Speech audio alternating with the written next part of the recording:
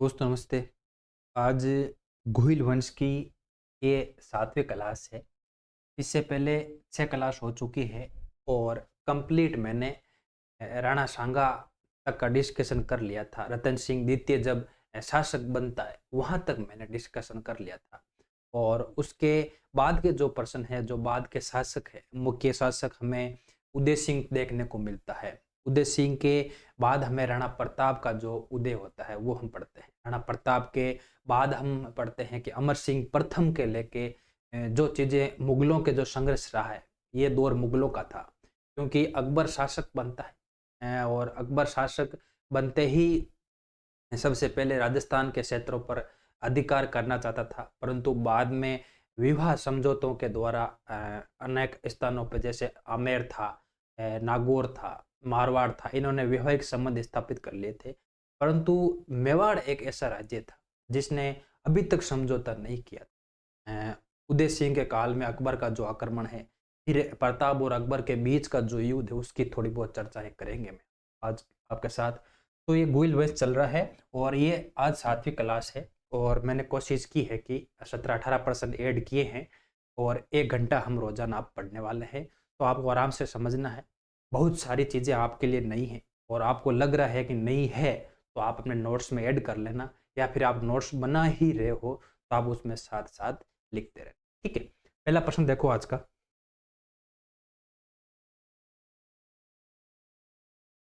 अब देखो, मैंने आपको बताया था कि एक तो रतन सिंह द्वितीय, और रतन सिंह द्वितीय के बाद रतन सिंह के बारे में मैंने बताया था, ठीक है ना? रतन सिंह मैंने बताया था कि बूंदी के जो शासक था शेषमल, जो सूरजमल सूरजमल जो शासक था, सूरजमल के साथ एहरिया उत्सव खेलते हुए उसकी मृत्यु हो गई थी और बाद में शासक बनता है अ, राणा विक्रमादित्य।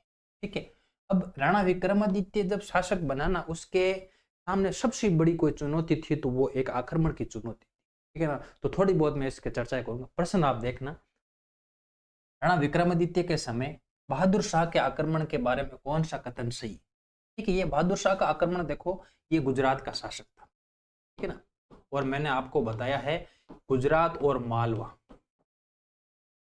ये हमेशा ही मेवाड़ के प्रतिद्वंदी रहे हैं। मैंने आपको बताया था, सेम सिंह के काल में मैंने बताया था कि मेवाड़ और मालवा संघर्ष की शुरुआत होती है। तो ये शासक याद रखना, बहादुर शाह कहाँ का शासक था? गुजरात का शासक था और विक्रमादित्य के काल में आक्रमण करता है। ठीक है, तो 4-5 लाइनें मैंने ऐड की है और मुझे नहीं लगता कि इसके बाहर आपको कुछ अलग से पढ़ना है। सिर्फ आपको समझना है कि प्रश्न कैसा बनता है और हमें कौन सा कंसेप्ट याद रखना है, अभी तक आपने क्या पढ़ा और कुछ चीजें कौन सी नई ऐड हो रही है वो आपको समझ।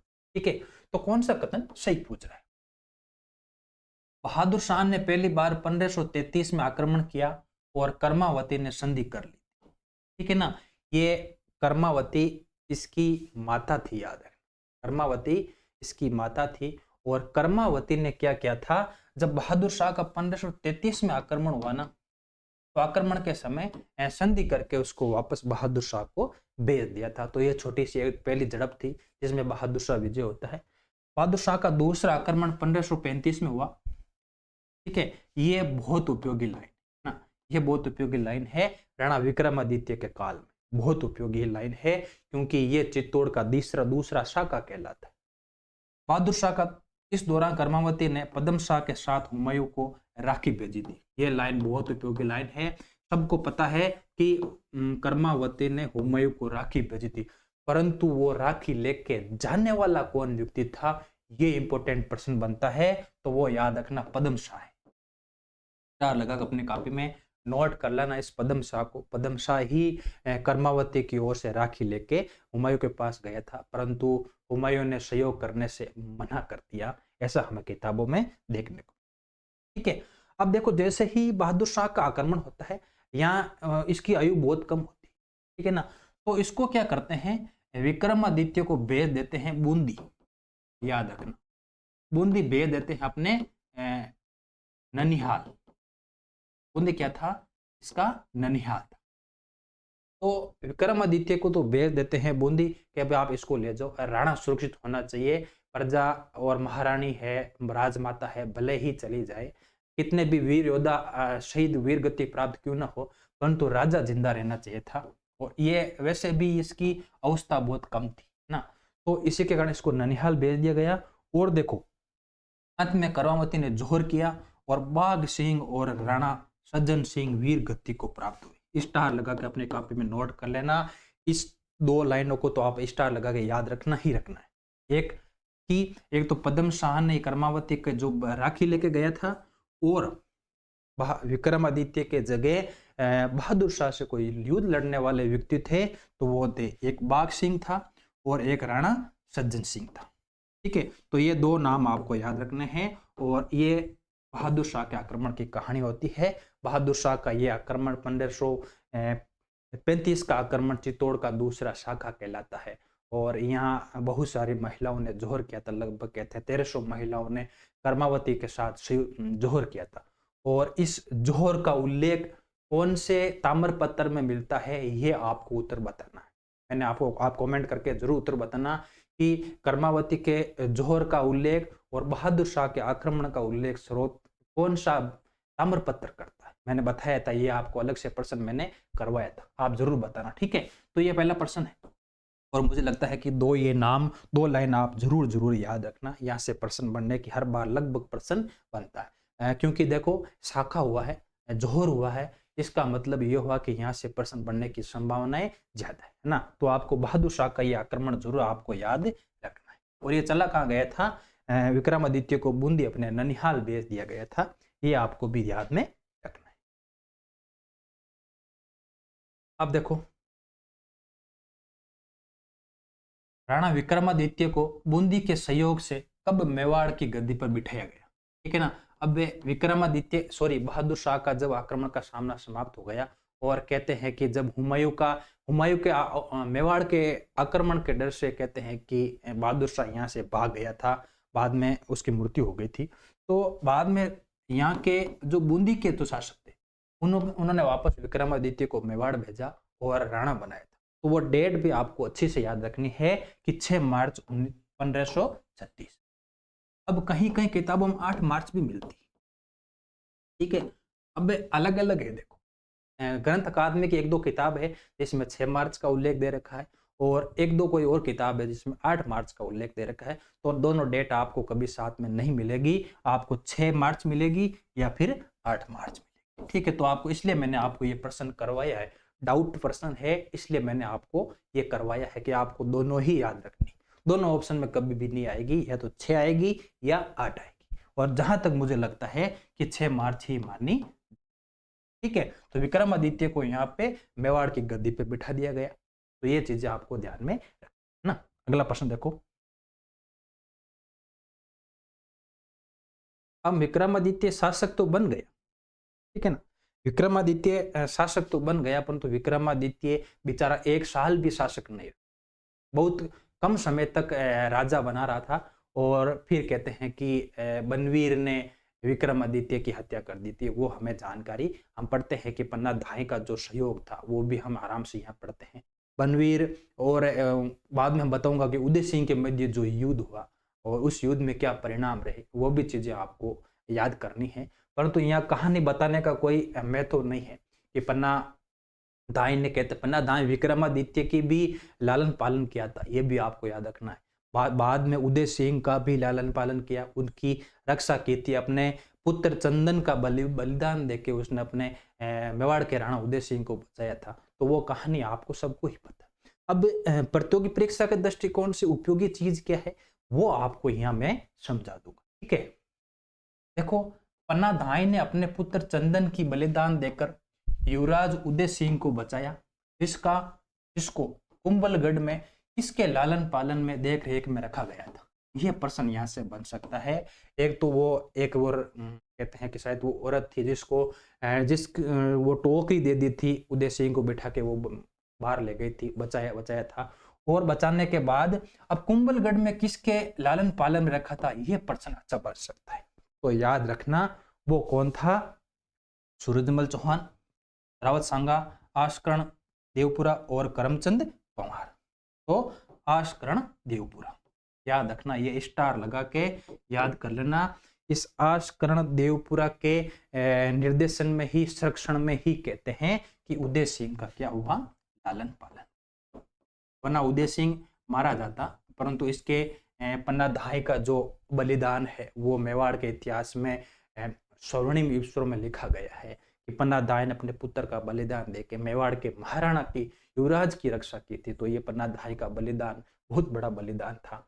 और इसका लालन पालन किसने किया था, ये याद रखना, आशकरण देवपुरा ने इसका लालन पालन किया था। ये प्रश्न अच्छा यहाँ से प्रश्न बन सकता है। बाकी आपको कहानी वैसे भी पता है और सब हर विद्यार्थी को वो कहानी याद होती है ना। अगला प्रश्न देखो, ये देखो, ये प्रश्न आपके लिए नया है।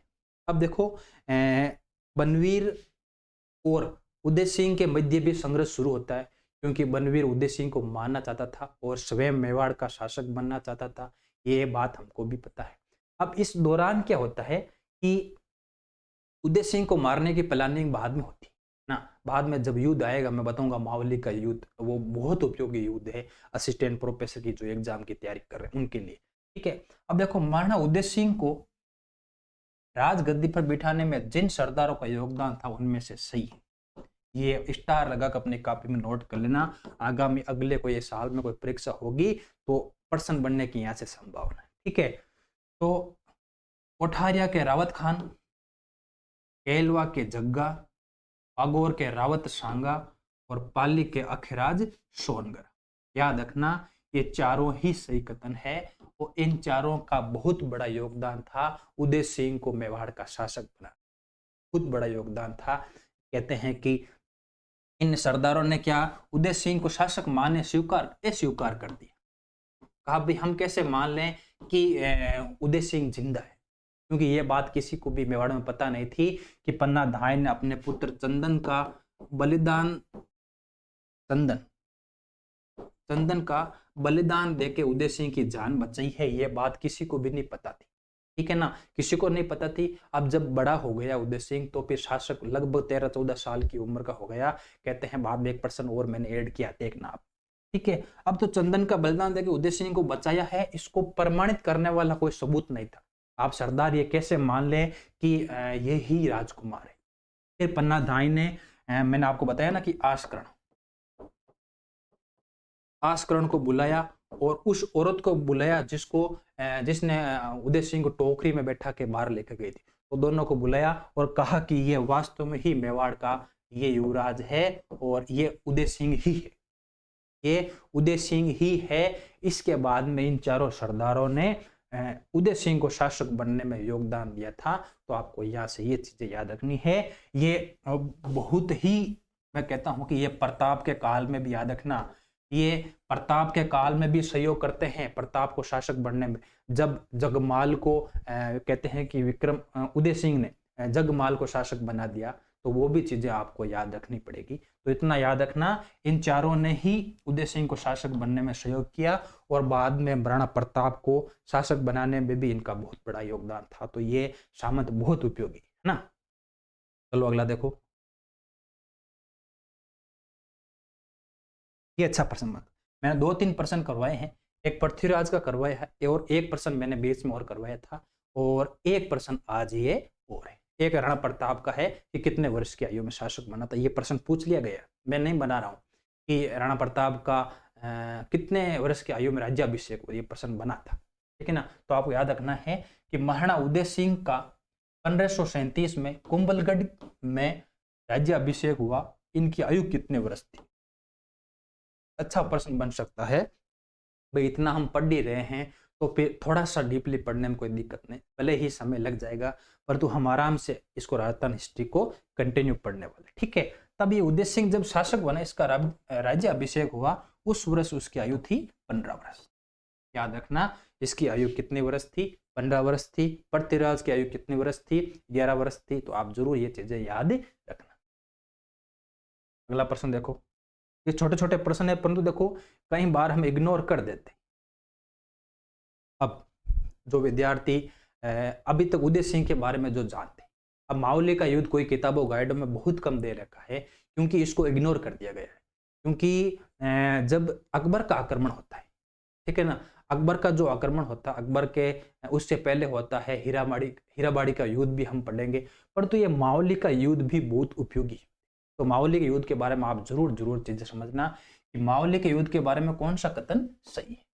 ठीक है, अब मावली का युद्ध क्यों हुआ, क्योंकि देखो अभी तक बनवीर जिंदा था और उदय सिंह का सबसे बड़ा उद्देश्य था कि अपने पिता की हत्या का बदला लेना और बनवीर को पराजित करके खुद मेवाड़ का सर्वोपरि शासक बनना। यह सबसे बड़ी उदय सिंह के सामने चुनौती थी। तो सबसे पहले मावली का युद्ध होता है। यह युद्ध 1540 में उदय सिंह और बनवीर के मध्य लड़ा गया था। याद रखना, प्रश्न बन सकता है और ऐसे प्रश्न बनते हैं। इसलिए परीक्षा में पूछा था असिस्टेंट प्रोफेसर में हीराबाड़ी का युद्ध किसके मध्य, ये प्रश्न बना था। तो यहां से कोई प्रश्न बनने की संभावना 100% है मेरे अनुसार, और ये मावली का युद्ध बहुत उपयोगी हुआ। ठीक है, डेट याद रखना और किसके मध्य हुआ ये याद रखना। ठीक है, इस युद्ध में बनवीर की सेना का नेतृत्व कंवर सिंह कंवर कर रहा था। स्टार लगा अपने कापी नोट कर लेना। मेवाड़ की सेना का नेतृत्व तो उदय सिंह ही कर रहा था, परंतु बनवीर की सेना का सेनापति कौन था, तो वो कंवर सिंह था। ठीक है, कंवर सिंह कंवर था। बनवीर को पराजित कर चित्तौड़ पर अधिकार कर लिया और मेवाड़ के राव मालदेव ने उदय सिंह की सहायता की थी। यह प्रश्न बहुत उपयोगी प्रश्न हो जाता है, क्योंकि देखो यही मालदेव है जो हीराबाड़ी के युद्ध में हाजी खां की सहायता करता है। अब क्या कारण रहे, कारण भी है क्योंकि उदय सिंह ने नागौर के शासक को पराजित कर दिया था। पराजित करने के कारण वो क्षेत्र मालदेव के क्षेत्र में आता था और मालदेव उससे क्या हो गया, नाराज हो गया। तो ये वही मालदेव है जो मावली के युद्ध में तो उदय सिंह का सहयोग करता है और हीराबाड़ी के युद्ध में हाजी खान का सहयोग करता है, इसके विपरीत लड़ता है। तो ये चीजें आपको याद रखनी है। ये है आपका कंसेप्ट। जब आपका कंसेप्ट क्लियर हो जाएगा मावली के युद्ध के बारे में, अब आप प्रश्न कभी गलत मत करना। एक तो मावली का युद्ध 1540 में होता है और बनवीर और उदय सिंह के मध्य होता है। ठीक है, उदय सिंह इसमें विजय प्राप्त करता है और चित्तौड़गढ़ पर अपना राज्य स्थापित करता है, मतलब उसको जीत लेता है। और इस युद्ध में मारवाड़ के मालदेव ने उदय सिंह का सहयोग किया था। ठीक है, तो ये 4 लाइन मावली के युद्ध के बारे में आपको याद रखनी है, बहुत उपयोगी ये लाइन। ठीक है, याद रख लोगे आप। कभी प्रश्न आप यहां से कभी आप गलत मत करना अगर आप वास्तव में ही तैयारी कर रहे हो तो, है ना। ठीक है, अगला प्रश्न देखो। आप देखो होता क्या है। अब यहां से उदय सिंह बहुत गलतियां करता है। उदय सिंह बहुत गलतियां करता है और कर्नल जेम्स टोड तो कहता है कि ये कलंक था मेवाड़ ना, मेवाड़ पे कलंक था। तो ये कुछ घटनाएं रही होगी जिसकी वजह से उदय सिंह को युद्ध से भागना भी पड़ा था। हम पढ़ेंगे कि जब अकबर का आक्रमण हुआ था उदय सिंह अपनी जगह छोड़ करके गोगुंदा के पहाड़ियों में भाग गया था। अब उसकी क्या कारण रहे उसका तो कोई इतिहास ही जानता है। बाकी विद्वान इसके अलग अलग मत कहते हैं कि उदय सिंह कायर था, अपना राज्य छोड़कर भाग गया था, और कुछ कहते हैं कि उसका ये बुद्धिमानी वाला परिचय था। तो वो चीजें आपको ऐतिहासिक महत्व की है। आपको यहाँ एक समझनी है कि उदय सिंह के समय शेरशाह सूरी का मेवाड़ पर आक्रमण के बारे में कौन सा कथन सही, ठीक है ना।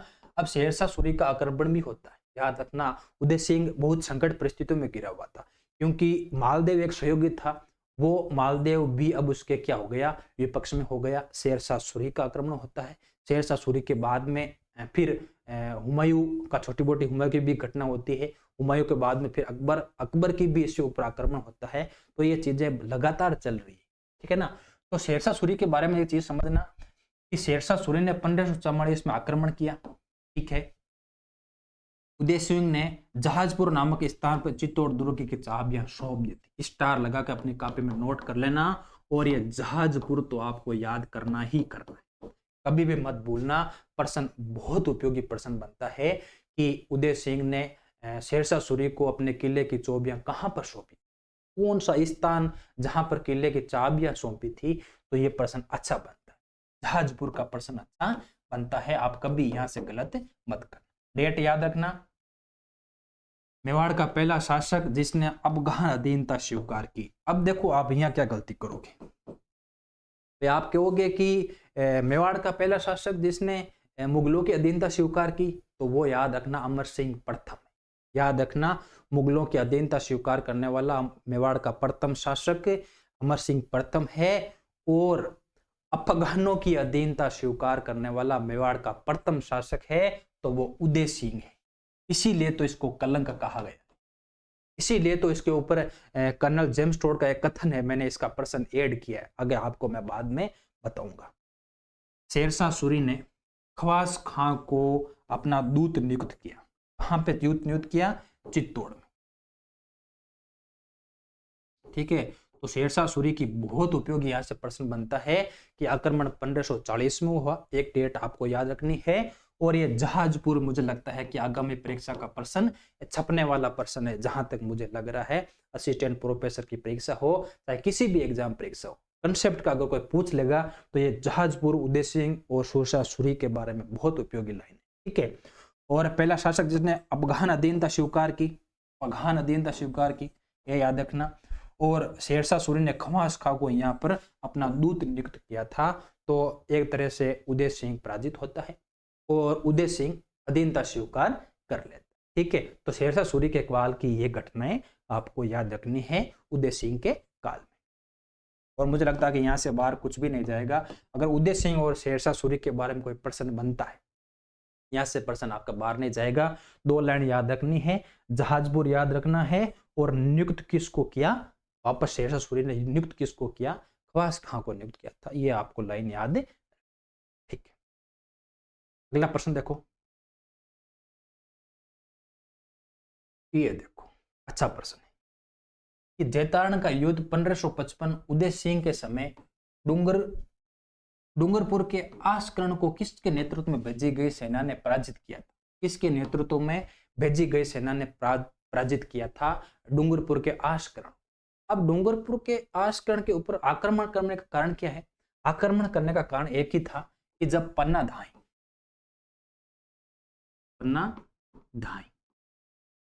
उदय सिंह को लेकर शरण देने के कारण, शरण नहीं देने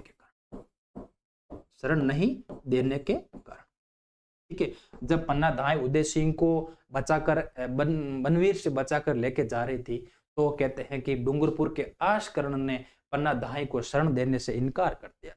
इनकार करने के कारण ये इसके ऊपर आक्रमण होता है, और आक्रमण किसके नेतृत्व में हुआ, यह बहुत उपयोगी प्रश्न है। तो याद रखना, कुंवर प्रताप के काल, ये महाराणा प्रताप का प्रथम युद्ध था। याद रखना, महाराणा प्रताप का ये जैतारण का युद्ध महाराणा प्रताप का प्रथम युद्ध था, जब वो कंवर था, जब वो युवराज था। याद रखना, ये भी प्रश्न बहुत उपयोगी प्रश्न है। तो जैतारण का युद्ध सीधा ही पूछ ले किसके मध्य था, तो उदय सिंह और डूंगरपुर के आस्करण के मध्य था। और सेना किसके नेतृत्व में गई थी? कुंवर प्रताप के नेतृत्व में गई थी। और कारण कोई पूछ ले तो पन्ना धाई को शरण नहीं देना। ठीक है, यहाँ भी अच्छा प्रश्न बन सकता है।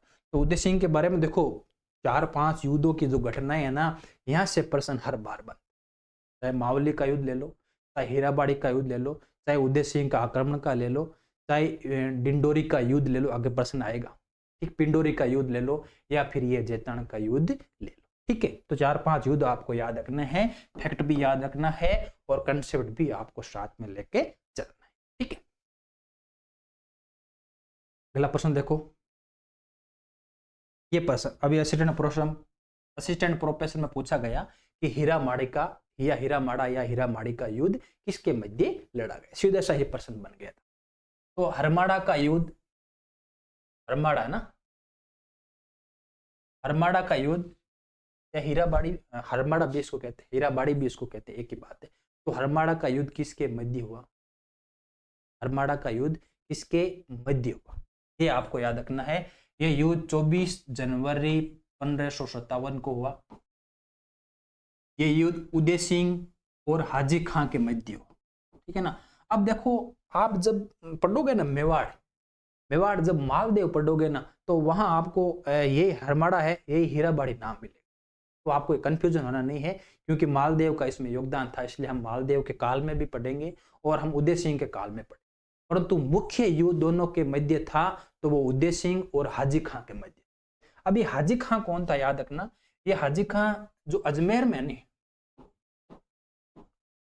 अजमेर केंद्र, ठीक है। ये शेरशाह सूरी का, याद रखना, शेरशाह सूरी का ये प्रतिशासक था यहाँ पे। तो अजमेर का जो कहते हैं ना, अजमेर का जो क्षेत्र था ये पहले शेरशाह सूरी के अधीन था, और यहाँ पर जो प्रतिशासक नियुक्त किया गया था तो वो हाजी खान था, हाजी खान। ठीक है, तो ये हाजी खान का आप जरूर याद रखना। युद्ध का कारण हाजी खान ने अपनी रंग राय नामक वेश्या को नहीं देना। अब ये वेश्या वाली बात सही है या नहीं है, हमें किताबों में मिलती है कि उदय सिंह ने हाजी खान के पास ये वेश्या थी, रंग राय नाम की वेश्या, उसको मांगा था, परंतु हाजी खान ने देने से मना कर दिया कि ये तो भाई हमारे यहाँ ही नृत्य करेगी, कहीं नहीं जाएगी। तो इनके कारण, इसके कारण युद्ध हुआ था, मुख्यतः ये कारण युद्ध इसके कारण हुआ था। तो ये रंग राय के कारण ये युद्ध हुआ है। देखो, इनके कारण भी पहले युद्ध हो जाते थे ना, यहाँ तो अभी तो बहुत छोटी बात। हाजी खान का सहयोग राव मालदेव ने किया था, उदय सिंह की हार होती है। ये अच्छी लाइन, मैंने आपको बताया कि मावली के युद्ध में मालदेव उदय सिंह का सहयोग करता है, ये हमने बात पढ़ी। अब वापस उल्टा क्या हो गया कि हाजी खान का सहयोगी कौन था, राव मालदेव था। राव मालदेव ने उदय सिंह को पराजित करने में हाजी खान का सहयोग किया था। ठीक है, तो उदय सिंह इसमें क्या होता है, पराजित हो जाता है। ठीक है, तो हरमाड़ा का युद्ध भी आपको बहुत अच्छी याद है, डेट याद रखनी है, कंफर्म डेट 24 जनवरी 1557 उदय सिंह और हाजी खान के मध्य हुआ। रंगराय वेश्या को नहीं देने के कारण युद्ध हुआ था, याद रखना। और राव मालदेव ने सहयोग किसका किया था, हाजी खान का सहयोग किया था। ये कंसेप्ट आपको जरूर याद रखना है। अगर कोई कंसेप्ट का प्रश्न बनेगा तो आपको यहाँ कंफ्यूजन कर देगा कि उदय सिंह का सहयोग मालदेव ने किया, यहाँ आपका कंसेप्ट खराब हो जाएगा अगर आपको ये चीज ध्यान नहीं है तो। ठीक है, तो आपको ये चीज जरूर याद रखनी है। और ये युद्ध भी मुझे लगता है कि इसके बाहर कोई प्रश्न नहीं जाने वाला, आपको अच्छे से यहाँ से तैयार करना है। अगला प्रश्न देखो, अब मैंने कुछ चीजें ऐड की हैं, थोड़ा सा मैं छोटा कर देता, पूरा आएगा नहीं। देखो अब होता क्या है कि महाराणा उदय सिंह के समय अकबर आक्रमण 1567 के बारे में कौन सा कथन, ठीक है ना। अब जब महाराणा अकबर शासक बनता है तो कहते हैं कि 1570 के लगभग, 1562 के लगभग हम कहते हैं कि आमेर के भारमल ने अधीनता स्वीकार कर ली थी, और लगभग 1570 तक आते आते नागौर दरबार लगता है। जैसलमेर का हर्राय हो, उदयपुर का जोधपुर का शासक हो, या फिर बीकानेर का जो शासक थे, उन्होंने लगभग अधीनता स्वीकार कर ली। परंतु अकबर की आंखों में अभी भी मेवाड़ खटक रहा था। क्यों खटक रहा था, क्योंकि एक तो शेरशाह से भी पंगा चल रहा था, शेरशाह समाप्त हो गए, हुमायूं के बीच में भी लगभग पंगा चला था, और फिर कहते हैं कि अकबर के इस काल में भी लड़ाई चलती रही। और अकबर का काल मुझे लगता है कि यहाँ मेवाड़ का ये तीसरा शाखा होता है, ठीक है ना, चित्तौड़ का तीसरा, हम इसको शाखा भी कहते हैं। अब देखो अकबर और इसके आक्रमण की 2-3 घटनाएं हैं, वो आपको याद रखनी है, बहुत उपयोगी लाइन याद रखना। आक्रमण का कारण नागौर के जयमल राठौड़ और मालवा के बाज बहादुर को शरण देना। स्टार लगाकर अपनी कॉपी में ये नोट कर लेना, ये बहुत उपयोगी लाइन है, क्योंकि अकबर क्या करता है, नागौर का क्षेत्र पड़ता है मेड़ता, ठीक है। अब वो जो मेड़ता का जयमल राठौड़ था ना, मेड़ता के जयमल राठौड़ को अकबर पराजित कर देता है, तो ये क्या करता है, ये शरण में आता है, ये कहता है उदय सिंह भाई साहब मुझे बचा लो, मेरा राज्य बचा लो, मुझे राज्य वापस दिला दो, ठीक है। उसी प्रकार जो मालवा का जो बाज बहादुर है ना, ये भी अकबर से पराजित होकर भाग के उदय सिंह के शरण में आ गया, और उदय सिंह ने कहा ठीक है आ जाओ, जितने आने हैं आ जाओ, हम आराम से यहाँ बैठे हैं, युद्ध होगा तब देखा जाएगा। ये उदय सिंह की अब दूरदर्शिता थी या नहीं, या फिर उसकी राजनीतिक चूक थी, मुझे नहीं पता, क्योंकि अकबर जैसे शासक से मुकाबला करना इनके बस की बात वैसे भी नहीं थी, क्योंकि इसके पास कोई विशाल सेना नहीं थी, इसके पास कोई बड़े सरदार नहीं थे, इनके पास बड़े कोई सेना नायक नहीं थे जितने शांगा और प्रताप के पास थे ना। तो ये घटना रही है। तो एक तो ये लाइन आप याद रखनी है। 23 अक्टूबर 1567 को अकबर ने चित्तौड़गढ़ पर किले पर आक्रमण किया, याद रखना। दो डेट याद रखनी, एक आक्रमण कब हुआ और एक किले पर अधिकार कब किया, ये 2 डेट बहुत महत्वपूर्ण डेट है। तो एक तो आक्रमण कब हुआ और एक किले पर अधिकार कब किया, ठीक है। उदय सिंह ने जयमल को अपनी जगह नियुक्त कर स्वयं गोगुंदा की पहाड़ियों में चला गया। अब ये घटना है ना, यहां से घटना जो इतिहास के जो विद्वान है ना, इस घटना को अलग अलग तरीके से देखते हैं कि अगर उदय सिंह यहां से नहीं भागता तो परिणाम कुछ और होता। अकबर बड़ी मुश्किल से जीत कर पाता, या पूरे कहते हैं कि अकबर हार भी सकता था अगर उदय सिंह यहाँ होता तो। ठीक है, अब इसकी क्या वजह रही किसी को नहीं पता है। कहते हैं कि उदय सिंह जयमल को यहाँ पे नियुक्त करके खुद भाग गया था। जयमल राठौड़ कल्ला और फत्ता वीरगति को प्राप्त हुए। 25 जनवरी 1568 को अकबर ने चित्तौड़ पर अधिकार कर लिया और फूल कंवर के नेतृत्व में जोहर किया गया, और यह चित्तौड़ का तीसरा शाखा कहलाता है। ये चित्तौड़ का तीसरा शाखा कहलाता है। अब अकबर के आक्रमण की दो चीजें आपको सबसे मोस्ट इंपोर्टेंट याद रखनी है। एक तो जयमल राठौड़ और बाज बहादुर को शरण देना। आक्रमण कब हुआ ये डेट जरूर याद रखना। और उदय सिंह ने किसको नियुक्त किया यहाँ पे, जयमल को याद रखना। और कल्ला और फत्ता दोनों वीर गति को प्राप्त हुए, ये भी आपको याद रखना है। और अधिकार कब हुआ, 25 जनवरी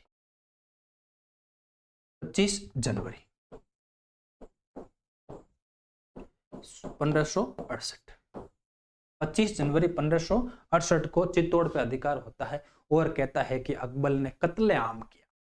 ये मुझे लगता है कि अकबर के ऊपर एक कलंक था कि इतने निर्दोष लोगों को इसने मारा था, लगभग लोगों को इसने समाप्त कर दिया। कहते हैं कि लाशों का मेवाड़ में ढेर लग गया था चित्तौड़गढ़ किले में, ठीक है ना। तो वो कितना दर्दनाक रहा होगा वो इतिहास को ही पता है, बाकी हमें तो पढ़ना है। और अकबर के बारे में जो उदय सिंह के काल में जो आक्रमण की जो घटनाएं हैं वो आपको याद रखनी है। और यहाँ से मुझे लगता है कि इनफ जानकारी है, इसके बाद आपको कुछ भी नहीं पढ़ना है। जो कंसेप्ट होता है वह मैं आपको बता दिया, ठीक है। तो ये चीजें भी आपको साथ में याद रखनी। अब देखो, ये बहुत उपयोगी प्रश्न है। क्यों उपयोगी प्रश्न है, देखो आप बहुत यहाँ पे गलतियां हो जाती है। पहली चीज तो है कि आपका इस प्रश्न पे ध्यान ही नहीं जाता है, ठीक है ना। चित्तौड़ का शाखा हो गया, चलो काम खत्म। काम खत्म नहीं है भाई साहब, कंसेप्ट यहाँ शुरू होता है, ठीक है ना। कंसेप्ट के प्रश्न यहाँ बनते हैं। शेरशाह सूरी ने चित्तौड़ पे प्रतिशासक किसको नियुक्त किया, वो लाइन भी मैंने याद रखनी है, खवास खा बताई थी। और अकबर ने चित्तौड़ को जीतकर वहां का दुर्ग अधिकारी किसको नियुक्त किया था, स्टार लगाकर अपनी कॉपी में नोट कर लेना, जो असिस्टेंट प्रोफेसर और स्कूल लेक्चर की तैयारी करे। बहुत उपयोगी ये लाइन है। अब यहाँ ऐसा ऑप्शन में दे देगा आपको लग रहा है कि चलो ठीक एक ऑप्शन में दे दे, नहीं, नीचे ऑप्शन में आएगा 1 3 2 4 3 4 1 4, ऐसा ऑप्शन में आ जाएगा ना, ढेर हो जाएगी सारी दुनिया, ठीक है ना। इसलिए मैं आपको कहता हूं कि असिस्टेंट प्रोफेसर में ऐसे प्रश्न बनते हैं, आपको मुझे लगता है कि ध्यान रखना चाहिए ऐसे प्रश्नों का। अब देखो कि दुर्ग को जीत लिया, 25 जनवरी मैंने बताया, डेट बताई है, डेट जरूर याद रखना। दुर्ग जीतने के बाद कहते हैं कि अकबर 3 दिन तक यहाँ रहा था। कहते हैं 3 दिन तक अकबर चित्तौड़ में रहा था, कत्लेआम किया था, बहुत सारी घटनाएं हुई, अमर्यादित जो घटनाएं थी वो हुई थी। और जब वो निकला था यहाँ से, वो फिर अजमेर जा रहा था। कहते हैं कि जाने से पहले उसने एक प्रतिशासक नियुक्त किया। तो याद रखना, अब्दुल मजीद को और आसिफ खान को, दोनों को नियुक्त किया था। याद रखना, ये स्टार लगा के अपनी कॉपी में नोट कर लेना, स्टार लगा के अपनी कॉपी में नोट कर लेना। अब्दुल मजीद को और आसिफ खान को, इन दोनों को अकबर ने प्रतिशासक नियुक्त किया था। अगर कोई ऐसा प्रश्न पूछ लेना तो 3 और 4 यहाँ ये ऑप्शन सही बैठ रहा है, ठीक है। तो आपको ये प्रश्न बहुत उपयोगी प्रश्न है, आपको याद करना ही पड़ेगा, ठीक है। अच्छा प्रश्न है यहाँ से। चलो अगला प्रश्न देखो। अब देखो, ये आपको नहीं पता है, आप इतना पढ़ते भी नहीं हो, और इसलिए मैं कहता हूं कि मैं डीपली इसलिए पढ़ा रहा हूं कि भविष्य में कोई प्रश्न बन जाए। और उदय सिंह के काल में तो मैं कहता हूं कि अच्छे प्रश्न बनते हैं, मुझे जहां तक लग रहा है। अकबर की लौटती सेना पर उदय सिंह ने 1568 में आक्रमण किया, जिसको किस युद्ध के नाम से जाना जाता है, ठीक है ना। ये भी अच्छा प्रश्न बन सकता है। एक तो प्रतिशासक का मैंने बता दिया, वो 2 नाम आपको याद रखने हैं। और एक लौटती हुई सेना को उदय सिंह ने कहते हैं आक्रमण किया, पीछे से वार किया, और उस युद्ध का नाम याद रखना है, वो है पिंडीली का युद्ध। वो युद्ध है पिंडीली का युद्ध है। ये आपको जरूर जरूर याद रखना है कि पिंडीली का युद्ध भी अकबर और उदय सिंह के मध्य होता है, और लौटती हुई सेना पे कहते हैं कि उदय सिंह आक्रमण करता है। ठीक है ना। बाकी इसका कोई फायदा विशेष नहीं हुआ, किसी के कोई पराजय हार नहीं हुई, सैनिक भाग गए थे, वो पीछे से आक्रमण किया, पता नहीं क्या घटना रही होगी। आपको याद रखना है पिंडीली का युद्ध। ठीक है, अगला प्रश्न देखो। अब देखो यहां से जो ऐतिहासिक जो चर्चा है ना, यहां से शुरू होती है। कहते हैं कि उदय सिंह अगर मेवाड़ से नहीं भागता तो कुछ परिणाम और होता। आज मेवाड़ के पन्नों के इतिहास में वो कलंक नहीं होता, अकबर का जो कत्ल आम है वो नहीं होता। ठीक है, यदि सांगा और प्रताप के बीच उदय सिंह नहीं होता तो मेवाड़ के इतिहास के पन्ने अधिक उज्जवल होते। ये कथन किसका है? ये कथन मैंने ऐड किया है, कथन नेगेटिव है, परंतु ये ऐतिहासिक पड़ताल का विषय है, इसलिए मैंने इस कथन को ऐड किया है। और कह रहा है, कर्नल जेम्स टोड कह रहा है, ये कथन कर्नल जेम्स टोड कहता है कि प्रताप और सांगा के बीच में उदय सिंह नहीं होता। देखो उदय सिंह अगर तो मुगलों के युद्ध में छोड़ के चला गया, जब शेरशाह सूरी की बारी आई तो शेरशाह सूरी को युद्ध बिना लड़े ही उसको चाबियां सौंप दी, आत्मसमर्पण कर दिया, ऐसा कह सकते हैं। तो वे उदय सिंह के ऊपर कलंक रहे हैं। ठीक है ना। इसी वजह से ये कर्नल जेम्स टोड का कथन कहते हैं। गोपीनाथ शर्मा सॉरी हाँ ये डॉक्टर गौरीशंकर ओझा कहता है कि ये इसकी राजनीतिक दूरदर्शिता थी रही होगी, तो ऐसा कुछ घटनाएं रही होगी। आपको ये कथन याद रखना है, कोई परीक्षा में पूछ लेता है तो ये कथन कर्नल जेम्स टोड का कथन है। ठीक है, अगला प्रश्न देखो। ये भी देखो अच्छा प्रश्न है।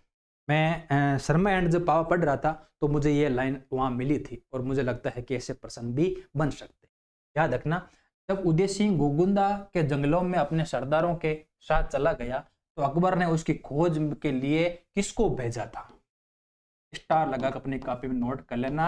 अकबर जब चित्तौड़ पहुंचा तो चित्तौड़ में आपको जयमल मिला, हत्ता मिले और कल्ला मिले, परंतु उदय सिंह नहीं मिला था। अकबर का उद्देश्य भी यही था कि उदय सिंह को पकड़ के उसकी अधीनता स्वीकार करूं, तो वो उसकी इच्छा पूरी नहीं हो पाई थी, क्योंकि उदय सिंह गोगुंदा के जंगलों में चला गया था। उसको खोज करने के लिए अकबर ने किसको भेजा था? ये प्रश्न बहुत उपयोगी है, तो याद रखना हुसैन कुली खान को। हुसैन कुली खान को कहते हैं कि अगर उदय सिंह को खोजने के लिए भेजा, परंतु इसको सफलता नहीं मिली। ठीक है, तो ये भी लाइन प्रश्न की अच्छी है, ये भी आपको कंसेप्ट है और आपको याद रखना है ना। ठीक है, अगला प्रश्न देखो। अब उदय सिंह का कोई ज्यादा बस्ता नहीं है। ठीक है, उदय सिंह के बाद में मैंने आपको बताऊंगा कि जगमाल नहीं, उदय सिंह की एक रानी थी, भटियाणी रानी, धाई बाई रानी थी। उस रानी से जो पुत्र उत्पन्न हुआ था वो जगमाल था। ठीक है, वो पुत्र जगमाल था। आगे इसका प्रश्न मैं आपको थोड़ी चर्चा करूंगा, अभी आपको महाराणा प्रताप के बारे में देखना। ठीक है, इसका मैंने एक प्रश्न ऐड किया है, महाराणा प्रताप के प्रारंभिक जीवन के बारे में सही। जन्म 9 मई 1540 को कुंभलगढ़ दुर्ग में होता है। उदय सिंह पिता होते हैं और जयवंता बाई इसकी माता। जयवंता बाई पाली के अखिराज आशकरण की पुत्री थी। अखिराज सोनगरा की ये पुत्री थी, तो वो इसका नाना भी था, याद रखना। उनके बचपन का नाम किक्का था। कई बार परीक्षा में पूछा जाता है कि किसके बचपन का नाम किक्का था। ठीक है, तो ये किक्का आप जरूर याद। उदय सिंह ने अपनी रानी धीरबाई, ये है ना, हाँ ये धीरबाई है, प्रभाव से जगमाल को उत्तराधिकारी बना दिया। ये अच्छी लाइन है, क्योंकि देखो ये धीरबाई ना, ये भटियाणी रानी थी, और इस भटियाणी रानी के प्रभाव में उदय सिंह ने क्या कर दिया? जगमाल को शासक बना। अब जगमाल को जब शासक बना दिया ना, जो प्रताप के नाना थे और जो मैंने बताए थे रावत सांगा, ठीक है ना, अखराज सोनगरा, तो इन लोगों ने इसका विरोध किया था। और बाद में कहते हैं कि प्रताप को शासक बनाते हैं। जगमाल कहते हैं कि यहाँ से नाराज होकर अकबर की शरण में चला गया था, जहां अकबर ने उसको जहाजपुर जहाजपुर जहाजपुर की जागीर देता है। याद रखना, ये बहुत उपयोगी प्रश्न है। जगमाल मेवाड़ से नाराज होके अकबर की शरण में गया था और अकबर ने जहाजपुर की जागीर दी और सिरोही का क्षेत्र, याद रखना, सिरोही का आधा क्षेत्र, सिरोही का आधा क्षेत्र दे दिया। तो सिरोही के आधे क्षेत्र देने के कारण देवड़ा वाली बात आगे प्रश्न आएगा, मैंने एक ऐड किया है।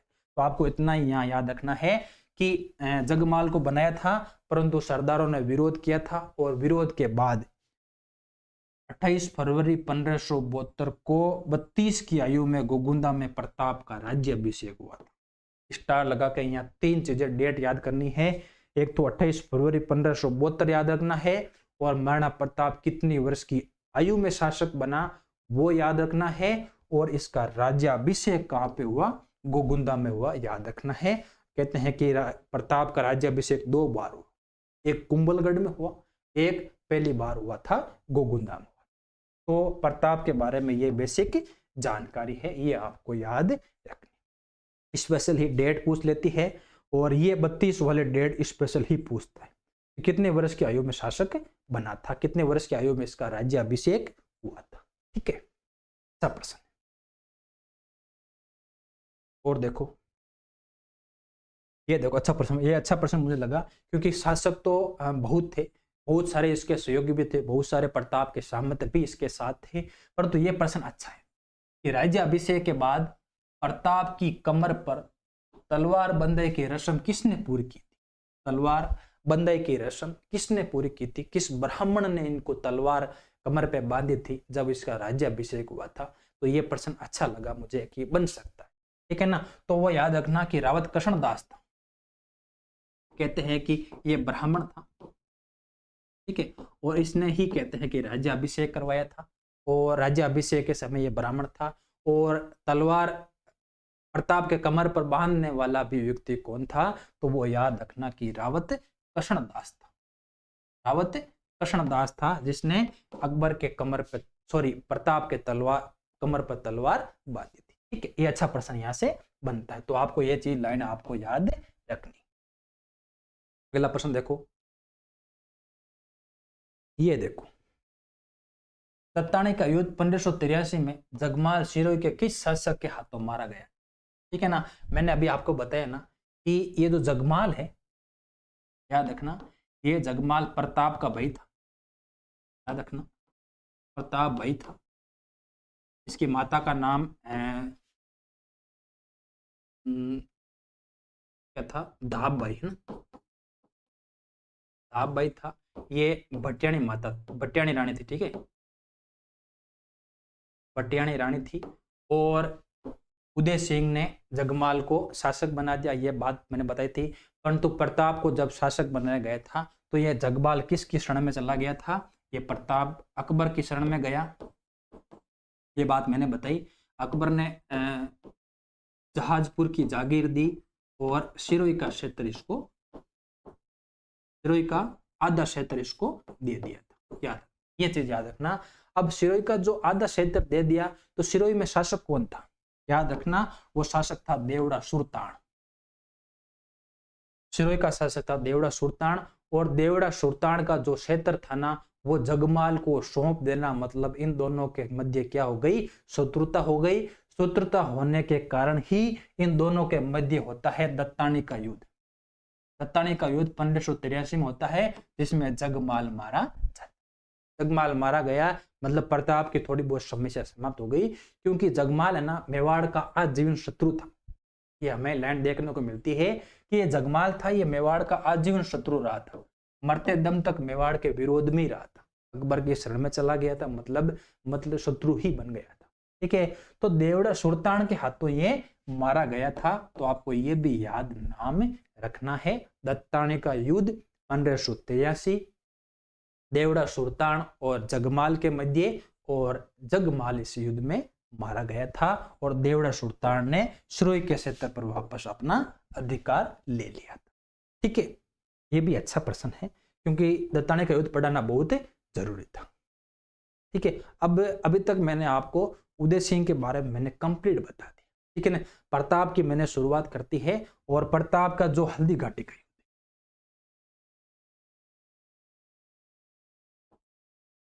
हल्दी घाटी का जो युद्ध है उसका मैं अलग से वीडियो बनाऊंगा।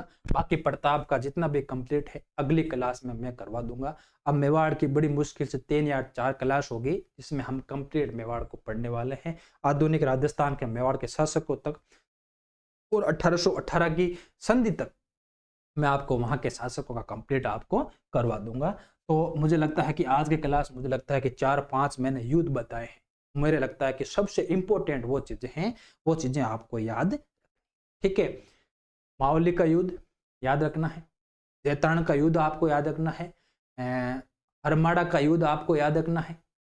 ठीक है, फिर शेरशाह सूरी के मध्य संघर्ष आपको याद रखना है, फिर अकबर के मध्य संघर्ष याद रखना है, फिर अकबर की लौटती सेना के ऊपर जो आक्रमण किया वो युद्ध याद रखना है, और एक युद्ध याद रखना है, दत्तानी का युद्ध आपको याद कब हुआ, किसके मध्य हुआ, ये तो आपको याद करना ही करना। अब सेनापति कौन था कौन नहीं था वो चीजें आपको एक्स्ट्रा नॉलेज के लिए है, परंतु बेसिक प्रश्न बनता है कि कौन सा युद्ध किसके मध्य हुआ था, या फिर राज्य दे देते हैं या फिर शासक दे देते हैं। ठीक है, और हरमाड़ा के युद्ध में और मावली के युद्ध में एक सबसे बड़ा अंतर है, मावली के युद्ध में मालदेव सहयोगी था और हरमाड़ा के युद्ध में मालदेव विपक्षी था। ये चीज आपको कंसेप्ट में याद रखनी है। बाकी क्लास बहुत शानदार रही और मुझे लगता है कि आप भी नया सीख रहे हो और आपको लग रहा है कि ठीक है सर बढ़िया मजा आ रहा है, आप आराम से इसको पढ़ते रहो और चैनल को भी सब्सक्राइब कर देना और अपने साथियों को भी, आप नए विद्यार्थियों को आप जोड़ सकते हो। तो आज के लिए इतना ही, फिर मिलते हैं अगली क्लास में। धन्यवाद।